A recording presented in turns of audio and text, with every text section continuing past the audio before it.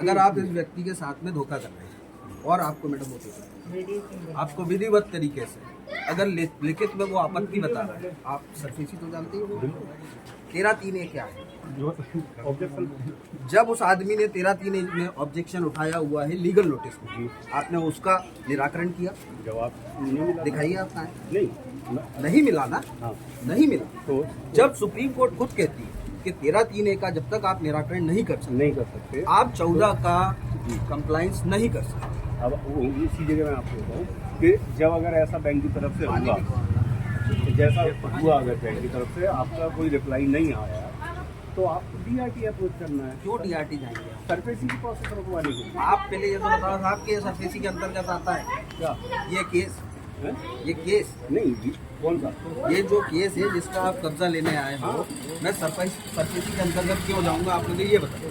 आप आएंगे, आप मुझे बता रहे हैं ना कि मुझे न्यायालय के पास जाना चाहिए। मुझे एक बात बताइए, अगर मैंने आपको लिखित में नोटिस दिया आप भी तो जा सकते हो, आप क्यों नहीं? हमको अपने लिए हमें पता है कि हमने 13(2) का जो नोटिस में डिमांड करा है बैंक ने, हम इस बैंक में तो बैंक ने जो डिमांड किया वो बैंक ने जायज डिमांड किया। अब अगर आपको ऐसा लग रहा है कि इसमें कहीं कुछ गड़बड़ है तो आपने जवाब मांगा और बैंक अगर जवाब नहीं दे रही तो फिर सरफेसी को रोकने के लिए DRT को इसीलिए मेरी बात सुनिए, आपने इसका क्यों बैंक आपने नोटिस दिया 13(2) मैंने आपको नोटिस दिया।